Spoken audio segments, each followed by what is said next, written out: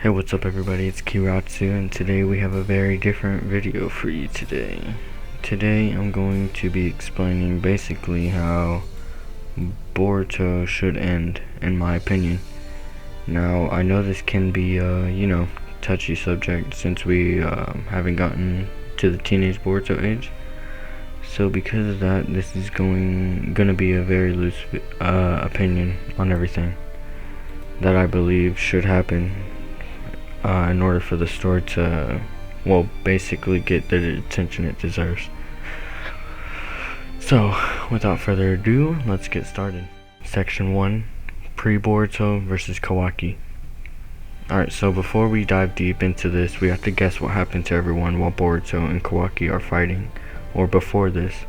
Now, there can be a lot of things that have happened, so let me just start with one theory that I have. Number 1, everyone has been transported to an alternate dimension. Alright, so this theory isn't too far-fetched to believe, honestly, since Kaguya had the ability to teleport teleport herself and others to an alternate dimension. It's not hard to believe that another Otsutsuki could do that too. Maybe even Boruto or Kawaki could. That's probably why the Land of Fire seems so dead and quiet at this point. Maybe Urashiki transported them to another timeline. Well, who knows. Anyways, let's go on to the next theory I have. Number 2, Genjutsu or mind control. Just as Shippuden could have ended, the Boruto series could actually let the plan succeed, in which only Kawaki and Boruto are out of the Genjutsu or mind control. The only problem with this theory is that we don't know anyone who knows of a Genjutsu like the Infinite Tsukuyomi or something similar to it. Maybe in the future we could meet someone with these capabilities though. Well, here's the final theory, which it basically like leads on from my video of earlier or yesterday. Number 3, possession and war. Even though this is the most darkest one, it's probably the most likely.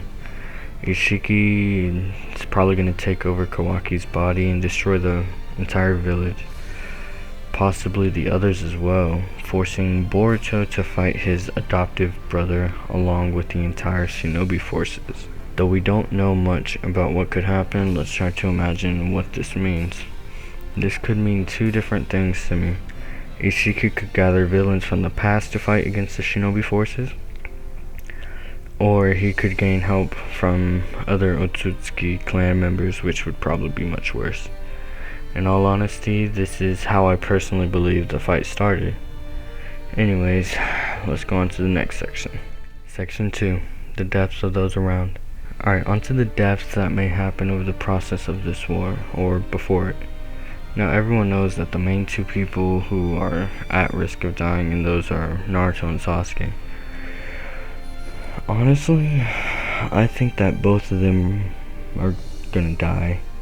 Kawaki says that he'll send Boruto to where he sent the 7th, but which most people think it's an alternate dimension, but you know, why would Kawaki want to take Boruto to another dimension? I think that's why I think that Naruto dies, but from the scene in episode 1 we can't really confirm that. But what we can make an educated guess on is that Sasuke is more likely to die. You can basically guess this because Boruto is wearing a cloak which looks like Sasuke's. It might not be. He also has the sword that he uses that looks exactly like Sasuke's, or it's just similar, who knows. Now that we got those deaths out the way, I also think that the current 5 Kage are dead or missing. I'm only saying this because, as Kawaki says, the age of shinobi is over, which is basically implying that he killed the 5 Kage, or that they're missing. Anyways, on to the next batch of people. It's hard to believe that Sarada and Mitsuki died, but at the same time, it could be expected, as this seems a lot darker than Shippuden, and by that I just really mean the ending. It also seems like everything is going wrong and that nothing can be fixed, honestly. Well, at the end of Shippuden, there was always that hope. The Shinobi Alliance was helping along with everyone in the entire Shinobi world. But in Boruto, it seems that the entire world has gone quiet, honestly. It really feels like Kawaki and Boruto are the last ones alive. But enough of that, let's move on to the last section. Section 3, Aftermath. Alright, so here's the last section of the video, which will get a bit complicated, I guess. The aftermath of the battle could go multiple different ways, but I'll just be going over the two main endings that are most likely to happen. Number 1, Boruto beats Kawaki. So this is probably the ending that everyone believes will happen, because this is Boruto's story, not Kawaki's. Basically, I believe this is how it will go. Boruto and Kawaki are fighting. Kawaki's gonna unlock some like true Ishiki form, I'm guessing, or an Otsutsuki form. And I believe that Boruto is going to unlock a form that has to do with Momoshiki. But not just Momoshiki.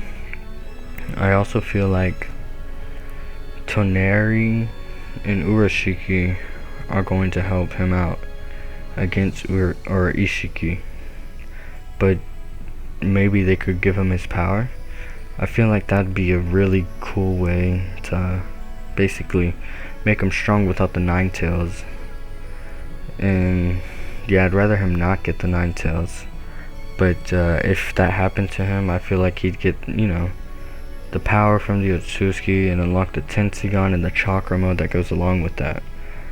Kinda how it's shown in this picture, except, well, he's gonna be older. I feel like this is how Boruto could beat Kawaki and maybe beat Ishiki out of him. I feel like after Kawaki is beaten, Boruto learns a technique similar to Sasuke's Rinna Rebirth, or that he's still alive, that could revive every one of the dead people that happened in the war, leaving the story in a happy ending. But I don't think this is how it's gonna end. But, you know, who knows. On to the next possible ending then. Number 2, team up. Honestly, this is how I feel that this is going to end. So basically what happens is that Boruto and Kawaki are fighting, and once they get close to a victor, another Otsutsuki pops up, though we don't have enough information on who it could be. Ishiki and Momoshiki aren't valid since they hate each other, so it would have to be an Otsutsuki that both of them would hate, a person who they'd want to team up against to defeat. I still stand by the Otsutsuki power up for Boruto. I think it'd be a great idea for him to have that instead of the same power as Naruto, and, you know, give something similar to Kawaki. Anyways, they're fighting and this Otsutsuki appears who has bigger goals. Boruto and Kawaki know what to do. They both use their power to defeat the enemy. This battle could go multiple different ways. Kawaki dies, they both live, Boruto dies. But who knows? But I believe that they're just gonna beat the Otsutsuki and both live. Now, yeah, as I said earlier, I feel like Sasuke could still be alive and use the Rinna Rebirth to bring everyone back, losing his life in the process. I also feel like Naruto shouldn't be revived, because I'm guessing he dies before the war. And also, I'm just saying this because I don't think the show or the manga should have this perfect ending where no one dies and everyone's alive. I feel like people need to die, and that's why I think this ending is going to work the best, and why I think this is going to happen. Alright everyone, that's the end of my idea of how Boruto will end. If you enjoyed this video, leave a like and subscribe if you enjoyed. But most importantly, share. I really would like this video to reach everyone possible. Thank you for watching this. This is Kiratsu, and I'll see you in the next one.